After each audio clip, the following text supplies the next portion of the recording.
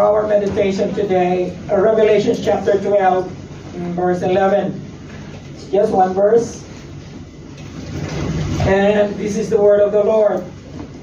They triumphed over him by the blood of the Lamb and by the word of their testimony.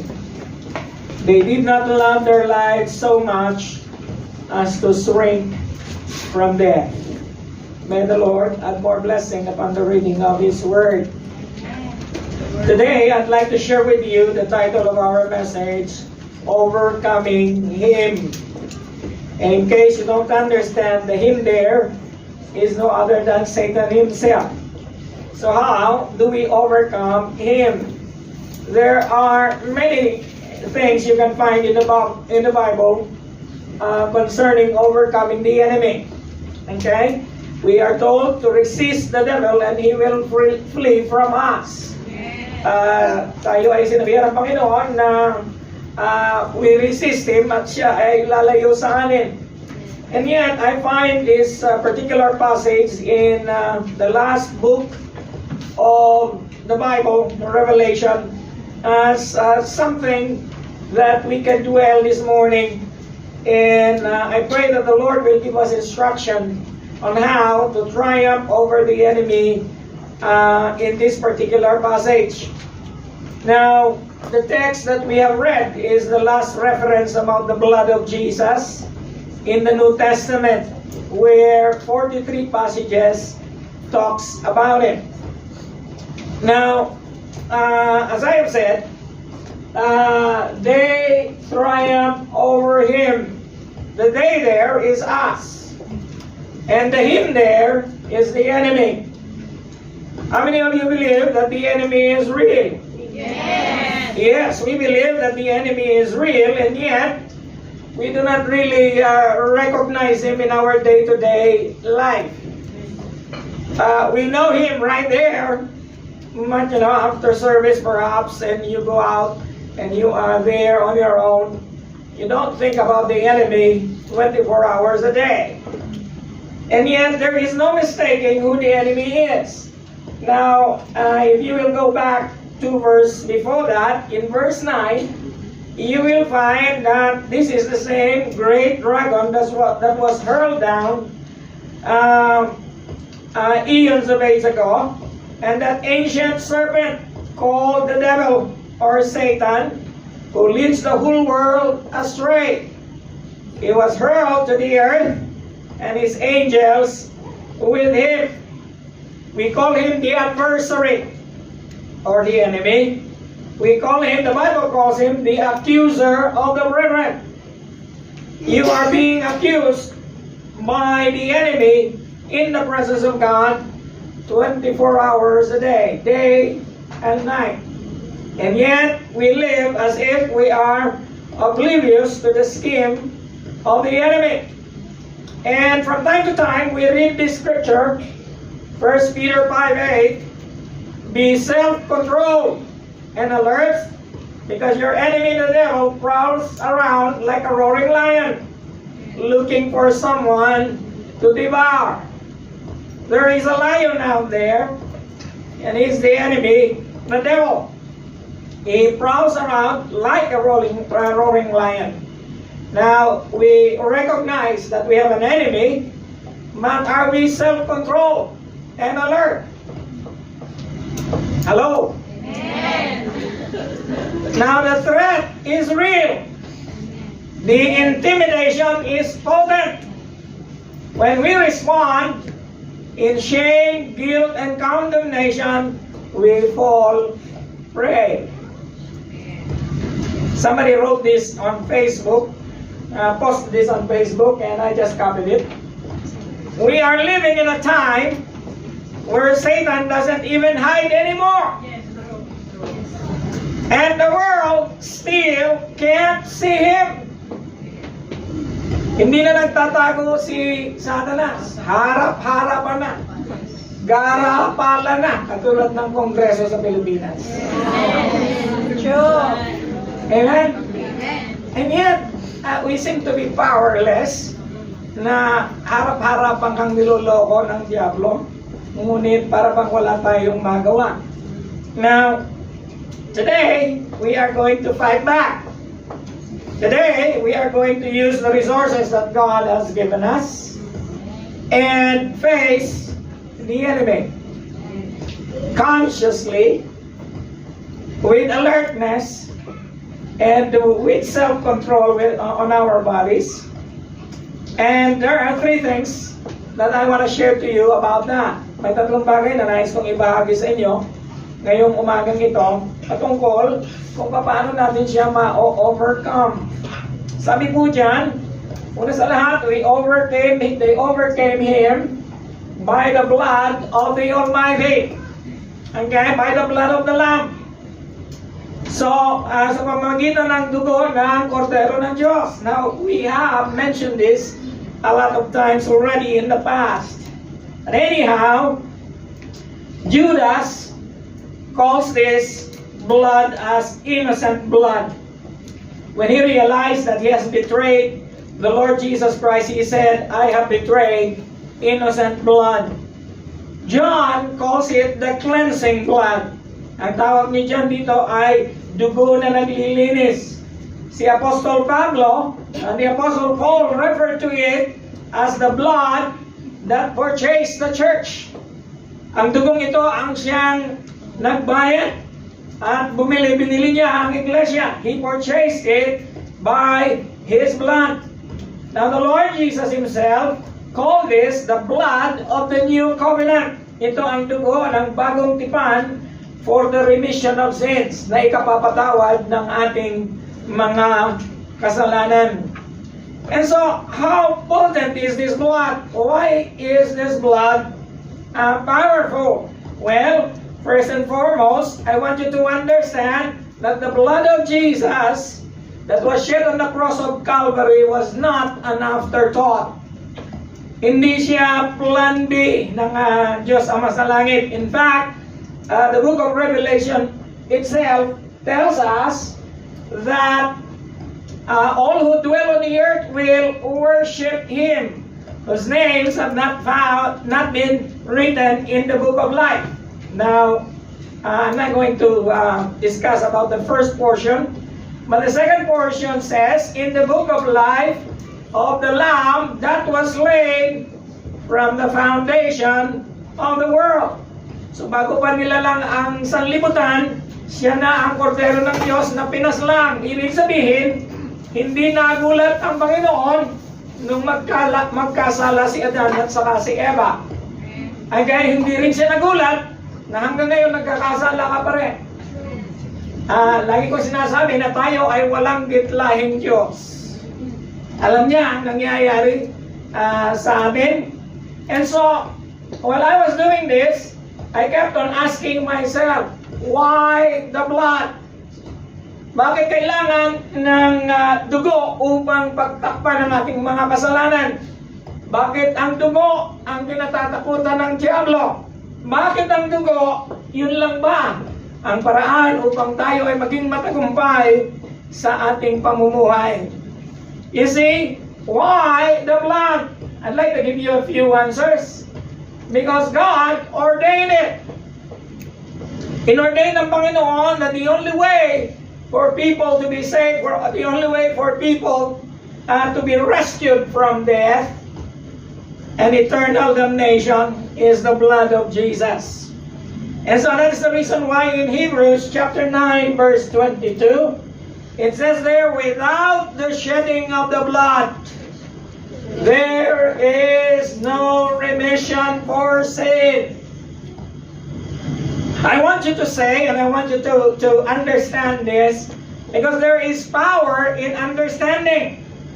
Hanggang hindi mo naiintindihan ang konsepto ng dugo ng Panginoon, ang kahalagahan nito sa buhay ng bawat isa sa atin, wala siyang kapangyarihan. Amen? And yet, the moment you understand what the blood of Jesus is all about, well, first and foremost, there is no forgiveness of your sins unless you realize that you have been bought by the precious blood of Jesus. Amen. Hallelujah. Ikaw at ako ay pinili. Ikaw at ako ay pinagtakpan ng mamahaling dugong iyon. So God ordained it. Why did God ordain it? Because it satisfied God's righteous judgment. Kasi na magkasala siya dahil sa si Eva, kailangan ng the soul that sinned, it shall die. You remember? Ang kaluluwa raw na nagkasala, mamamatay. In fact, God already told Adam, the moment you eat of that fruit, you will certainly die. And yet, he did not die physically after eating the fruit. Hindi naman siya namatay kaagad. In fact, nabuhay pa niya siya he lived 735 years after that. Can you imagine living 735 years? You know why he lived? Because God made a divine remedy for sin. Pinagtakpan ng Diyos ang hubad na tao, pumaslang siya ng hayop. Binalatan niya yung hayop at yung balat na yun ginawa niyang pantakip sa kanilang katawan. And that was the first atonement. Atonement means covering. Ikaw at ako ay pinagtakpan ng Diyos. Si Adan ay pinagtakpan ng Diyos ang kanyang kasalanan, kaya nabuhay pa siya ng 735 years. How many of you wants to live forever? Where the blood of Jesus accomplishes that. That is the reason why we have life after death. Hello? Parang hindi kayo natutuwa. Hallelujah. See, it is a divine remedy for sin. God slew an animal to provide a covering for the shame of Adam. And then after that, God instituted it in the law of Moses. Why? Bakit niya sinabi ito kay Moses? This is going to be something that will go on in the law of Moses. Because it is a foreshadow. Here we go again on the word foreshadow. It is a type of the coming Messiah who will give the ultimate sacrifice of His blood for you and for me. Amen. Kasi ang dugo ng hayop, pangsamantala lamang. Ngunit ang dugo ng Panginoon, panghabang buhay. Amen. It is only once and for all. Now, do not ask me why it took so long before Jesus came and gave His blood on the cross of Calvary. My answer is, I do not know. The time has not yet fully come. Amen? Alam niyo, may timetable lagi si Lord eh. Kaya, dapat lagi tayong nag-iintay sa timetable ni Lord. Pag sinabi mo, Pastor, habang buhay na ba ako mag-iintay? Hindi ko alam din. Okay? Nasa kamay ng Diyos yan. Huwag kang nagmamadali. Amen? Kung kalooban ng Diyos na maging single ka forever, di wala kang magagawa niya. Amen? Bibigyan ka ng katayan ng Panginoon. Huwag mo siyang pangunahan. Amen? In Leviticus chapter 17, verse 11, I like this verse because it says there, for the life of the flesh is in the blood, and I have given it to you on the altar to make atonement for your souls.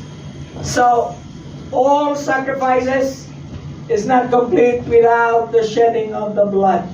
In fact, the central theme of sacrifices is the blood offered to the Lord by way of the animals that was offered into it. For it is by blood, the blood by reason of the life that makes atonement, a covering or a payment, bayad sa kasalanan, ang dugo ng mga hayop na pinapaslang noong unang panahon. When Jesus shed His blood, on the cross, sabi ni Oswald Chambers, nung ang Panginoon ay pinagkaloob niya ang dugo doon sa cross, it was not the blood of a martyr or the blood of one man for another.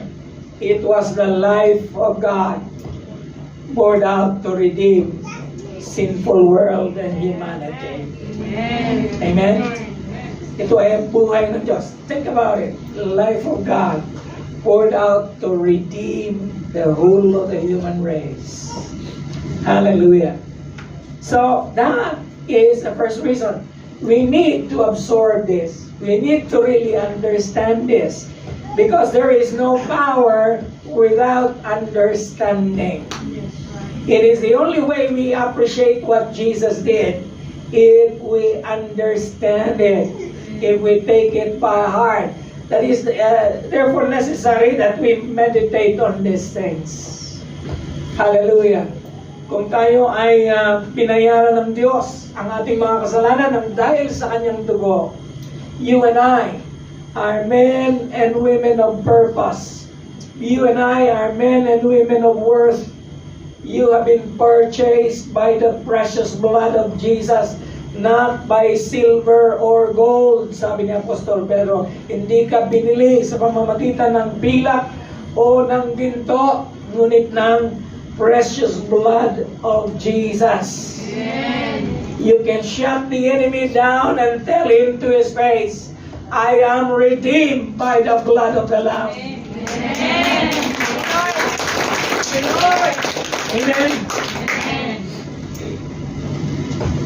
That brings us to the next. It says there that they overcame him by the word of our testimony.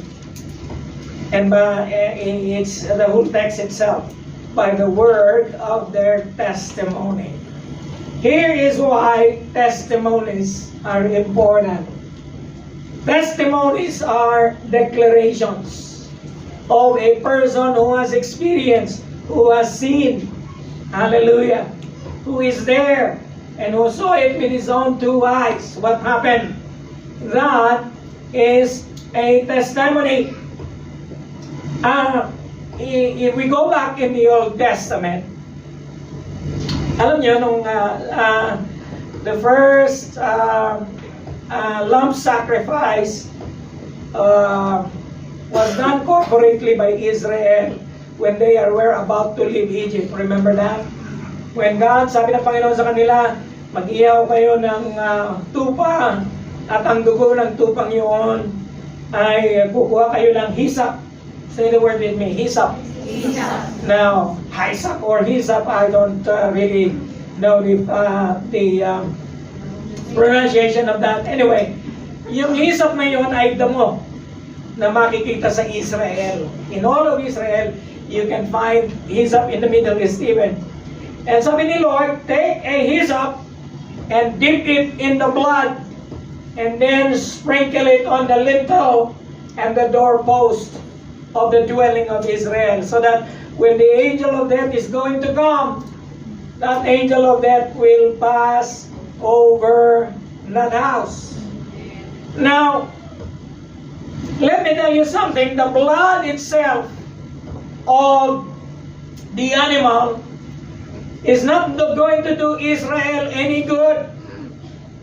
My participation ka. You need to get a hyssop, dip it in the bowl full of blood, and sprinkle it.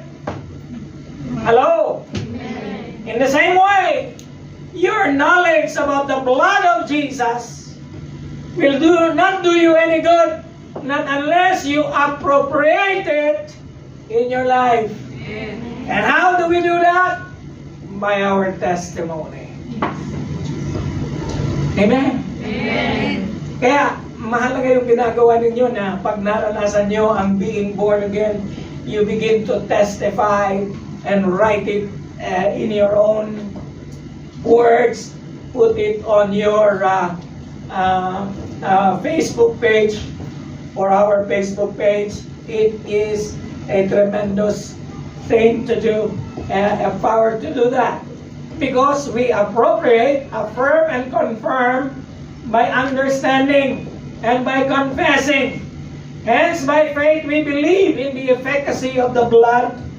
The devil is silenced because he knows, especially when you declare it in your own words, especially when you declare it on his face by faith, he no longer has a claim on your life. Wala na siyang claim sa iyo. He knows that your debt is paid. Okay? Hindi yung utang na inutang mo kahapon. Ngunit ang utang mo na iyong kasalanan, bayad na. He knows he has no power to overrule it. Someone says, and I do not know this guy anyway, but he said something appropriate for us. We activate the power in the blood by confessing and having the conviction of what the blood of Jesus has accomplished. I'll say that again. Na-activate daw ang kapangyarihan ng dugo sa pamamagitan ng confession and having the conviction of what the blood of Jesus represent and accomplished in our life. You see, there are a lot of verses in the Bible that proves confession or testimonies have power. In James chapter 5 verse 16, when you confess your sins, it leads to healing. Sabi niya, the prayer of a righteous person is powerful and effective. The confession of sin grants us purification from all unrighteousness. If you confess your sins, He is faithful and just to forgive us our sins and to cleanse us from all unrighteousness. Now, what did Jesus' blood accomplish through us? And why do we need to confess it? Okay, number one. For you know, in 1 Peter 1:18 to 19, sabi niya, nalalaman niyo, it was not with perishable things, such as silver or gold, that you were redeemed from the empty way of life, handed down to you from your ancestors, but with the precious blood of Christ, a lamb without blemish or defect. There are times in our life we feel defeated. There are times in our lives we feel discouraged. Many things happen in our day-to-day walk with God, especially for those who are always tempted, especially those who are struggling with a besetting sin. And yet, you need to confess that Jesus, by the precious blood of Jesus, you were redeemed. You were redeemed. I said you were redeemed. Marahil hindi mo alam ang kahulugan ng redeem. Binawi ka. Amen. Saan ako binawi, Pastor? Ikaw ay isinanla na sa sanlaan ng Diablo. Matagal ka na ron. Kinakalawang ka na. In fact, inilagay ka na sa isang karton. Pinamimigay na lang, wala pang dumampot sa'yo. But one day in your life, Jesus passed by that pawn shop.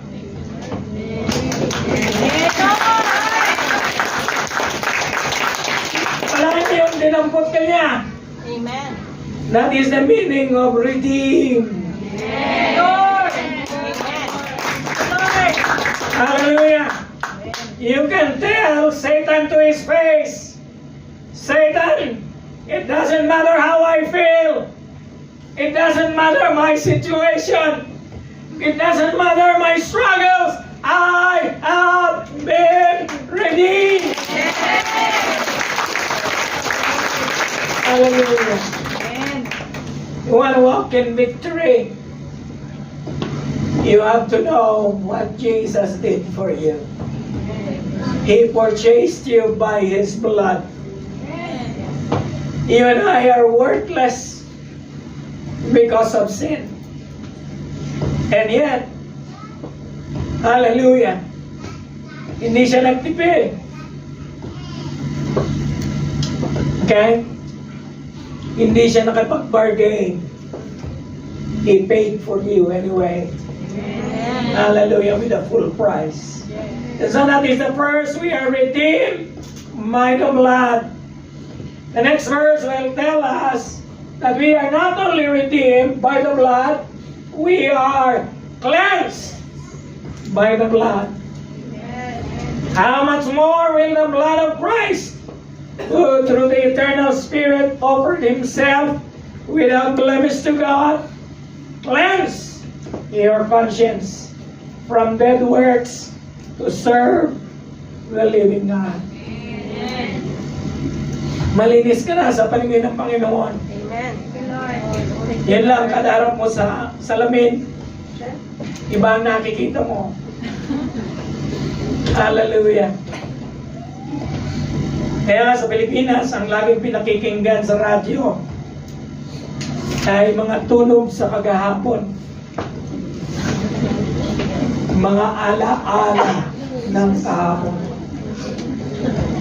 The most program in the radio that is always been listened, napakarami niyang ratings, ay Dear Kuya Eddie. Bakit? Lagi tayong namumuhay sa ating kahapon. Hanggang ngayon, hindi maka-let go. Move on ka na, kapatid. Ikaw ay malinis na. Amen. Third, we were not only redeemed, cleansed, we are justified. Say the word with me. Justified.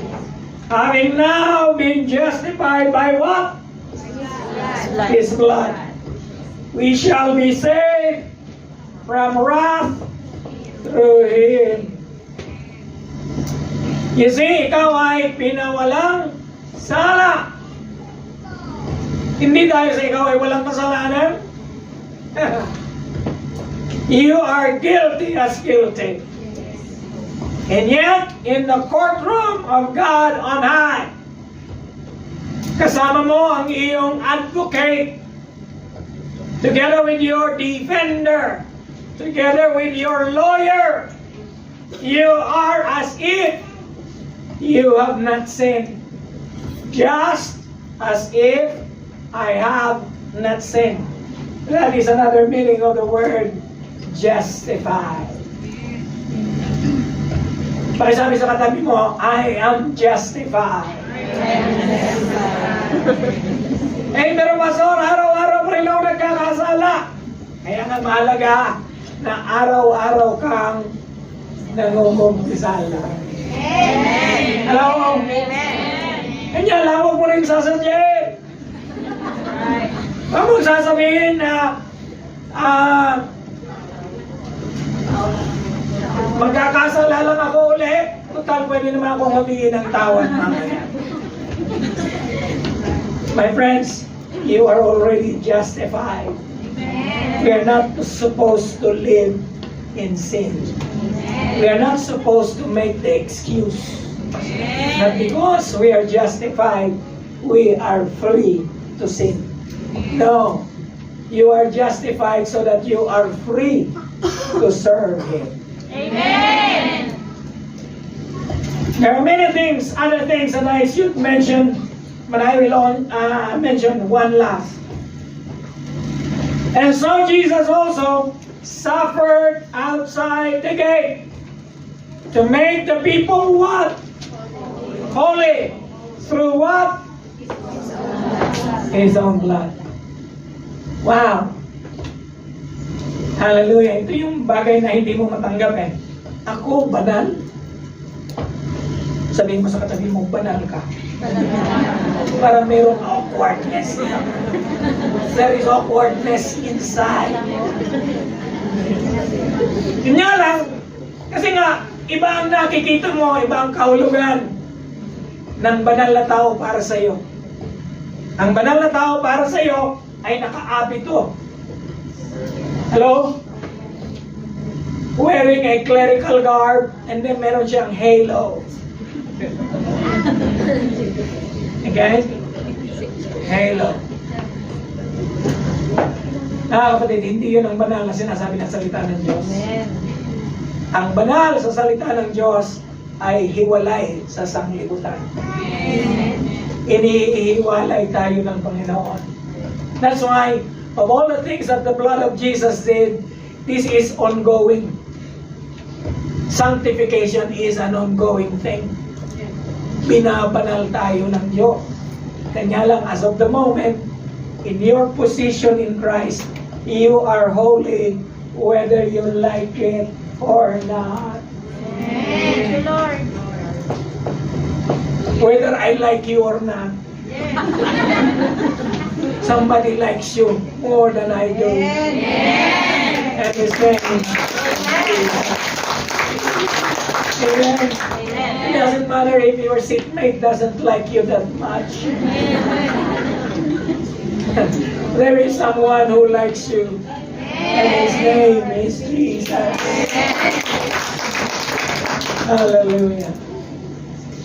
That brings us to the last but not the least. The last one is something that is hard to accept, and yet we are going to get there. Okay? The last one is they overcame him by a death-defying fidelity. You are defying death by your devotion, fidelity. They did not love their lives. Kaya mahirap siya eh. Kasi, sino dito ang hindi nagmamahal sa kanyang sarili? Tama, tahimik kayo kasi hindi niya masasagot. Lahat tayo nagmamahal sa ating sarili. Kanya lang darating ang panahon, mamimili ka. Devotion kay Lord or pagmamahal sa sarili. You understand? They did not love their lives so much as to shrink from death. Woo! Kamatayan no si Jesus! Huwag ka munang sasabutan. Hindi mo lang ang damdamin mo. Siguro mas mainam na sabihin mo, Lord, give me grace when the time comes. Yes. And yet, the martyrs of old, they love not their lives, even at the point of giving their lives to the Lord Jesus Christ. As such, is the testimony of the people of faith in Hebrews chapter 11. Now, I should have placed that on the screen, but I want you to go to Hebrews chapter 11, verse 35 to 39. These are the people who stood by faith in their testimony. Sabi noon sa verse 35, they were tortured but refused to be released so that they will gain a better resurrection. Alam niyo ba na tayo, baliwala sa atin ang persecution because we are not enduring it. But there are places in the world today it is not safe to be a Christian. And there are thousands of them dying even as I speak. Kaya lang wala siya sa periodiko dahil ayaw ng diablo na malaman mo na may nag-aalay ng kanilang buhay para sa kanya. My friends, it says here, they faced jeers. Ano niya? Alam niyo yung jeers? Panunuya. And flogging. You know what flogging is? Hinahagupit ka sa likod. They were chained in prison, stoned, sewn into. Lalagariin ka, sakit noon. Put to death by the sword. They went about in sheepskins and goatskins, persecuted and mistreated, wandered in the desert, mountains, caves, and holes in the ground. My friends, these are the people of faith. You want to overcome the devil? Check your devotion to the Lord Jesus Christ. Hello. Hallelujah. This is about the time that we should preach something about devotion. Because this world is going to pass away. Maraming nagko-comment sa mga pangyayari sa Pilipinas. I don't. You know why? Because there's no use. The world is not getting better and better. The world is going to get worse and worse. But you are the salt of the earth. Tayo raw ang asin ng sanlibutan. You are the light of the world. We just have to shine. And I don't think of any other thing better at shining and being the salt than by declaring our fidelity and devotion to the Lord Jesus Christ. Because if you are devoted to the Son of God, it will show. Amen? Amen. Sunday is going to be non-negotiable for you. Amen. You will not be late. Amen. You will be excited. Amen. Now that is devotion. Amen? If we will have devotion this morning, next Sunday we're going to have double service. Amen.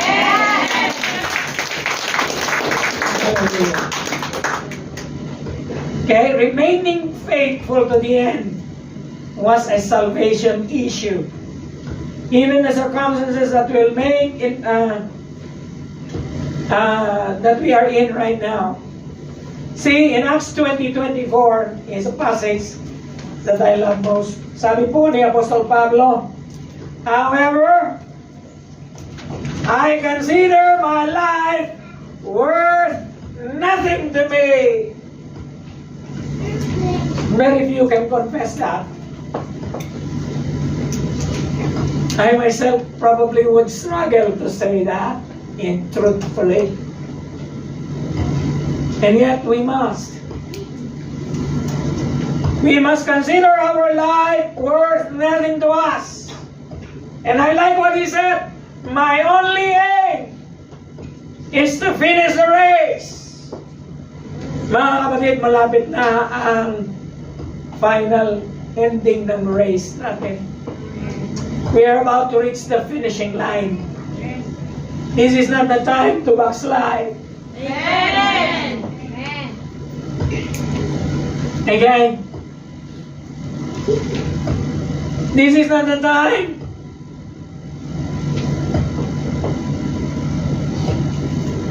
to surrender. Amen. My only aim is to finish the race and complete the task the Lord Jesus has given me. And what is that task?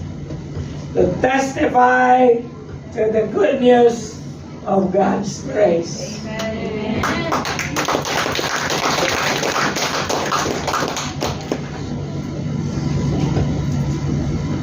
What is death anyway? I like what Alistair Berg says. Death for the Christian is to fall asleep in the arms of Jesus. While I was meditating on this, I was looking for people who have given up their lives for the gospel. And number one on the list was Reinhard Bonke. Now, Reinhard Bonke is a German evangelist. He is known to be as the Billy Graham of Africa. Because for the last 60 years, he preached to the whole continent of Africa. Millions of people were saved by his preaching. And you know what? When he died, almost all the presidents in Africa sent their sympathies, sent their representatives to the funeral. He is like the most important person in that place. And you know what? His last words, God is going to give me another chance. I'd like to preach again in Nigeria. He was not granted that request. He died at the age of 79. You see, you and I are called for a purpose. We need to live that purpose, and we need to die accomplishing that purpose. Amen. Death for us is just falling asleep in the arms of Jesus and waking up and finding out that we are on our final home, final destiny. Amen? Amen. If you have that kind of heart, the enemy cannot triumph over you. Amen. You are going to triumph over the enemy. I wish that all of us can say with the Apostle Paul, his last verse, for me, to live is Christ, and to die is gain. Hallelujah. So how do we overcome him? By the blood of the Almighty, by the word of our testimony, by a death-defying fidelity. Hallelujah. Be not afraid of suffering. If you're not afraid of death, you should not be afraid of suffering. Whether you like it or not, you and I are going to go through suffering. Hallelujah. But gold is always tested by fire, in the same way that our faith is going to be tested by fire. My friends, let us overcome the enemy. Amen. Shall we all rise? Would you close your eyes with me? Mga kapatid, tayo po ay nasa huling mga yugto na ng ating panahon. Hindi natin malalaman darating ang Panginoon bukas o mamaya o sa isang linggo o sa isang taon. Ngunit ngayon, ang tamang oras, ngayon ang tamang panahon na dapat tayo ay magbalik loob sa Kanya.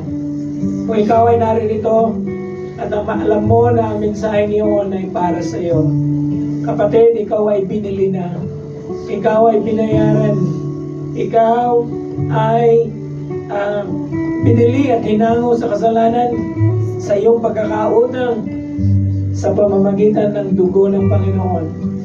Hindi mo maaaring ikumpisal ito hanggang hindi mo siya nararanasan. And so, nais ko lang na ihatid ka sa Panginoon.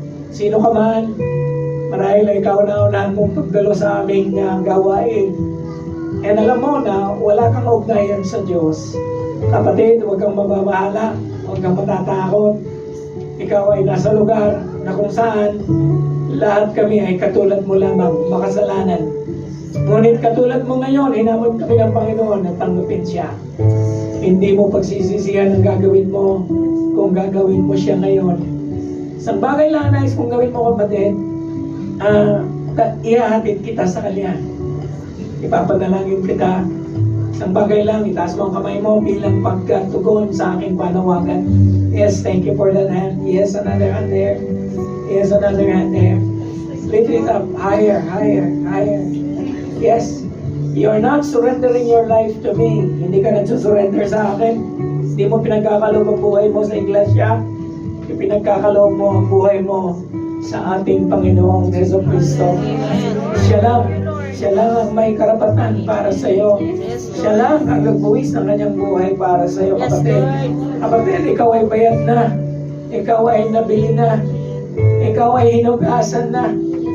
Ikaw ay binabanal ng Diyos. Hallelujah.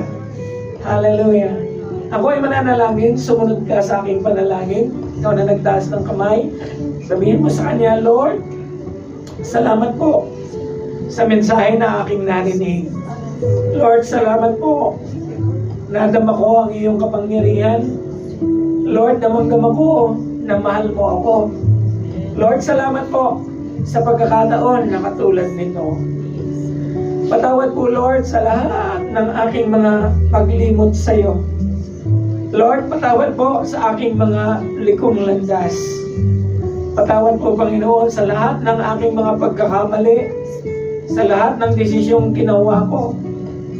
Patawad, Lord, sa lahat ng tao na aking nasaktan, maging ang aking sarili ay aking sinaktan. Patawad, Panginoon, sapagkat sa iyo lamang, ako ay nagkasala.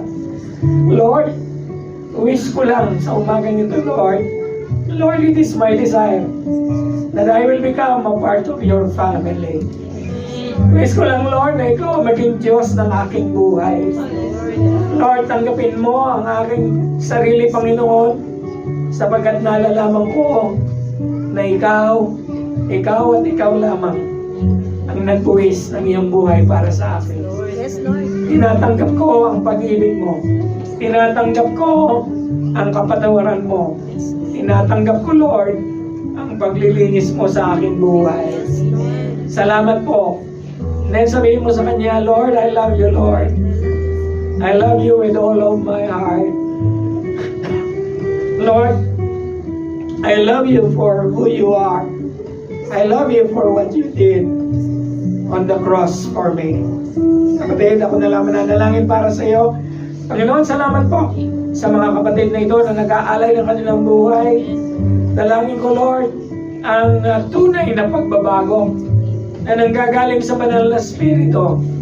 Dalangin ko, simulan mo ang paglilinis simula sa ulo hanggang sa paa at saka ibuturan ng puso, Panginoon, ay magkaroon ng kalinisan. Ang lahat ng epekto ng kasalanan ay purahin mo na sa ngalan ni Jesus, sa ngalan ni Jesus. And Lord, salamat sa bagong buhay, salamat sa bagong antas, salamat sa bagong kabanata na ipinagkaloob mo sa kanila. Salamat sa araw na ito na ginawa mo, Panginoon. Lord, sa iyo pinagkakatiwala ang bawat isa. Sa ngalan ng Ama, ng Anak, at ng Banal na Espiritu Santo, at ang lahat ay magsabi ng Amen. Palakpakan mo na ang Panginoon. Hallelujah. Thank you. You may be seated.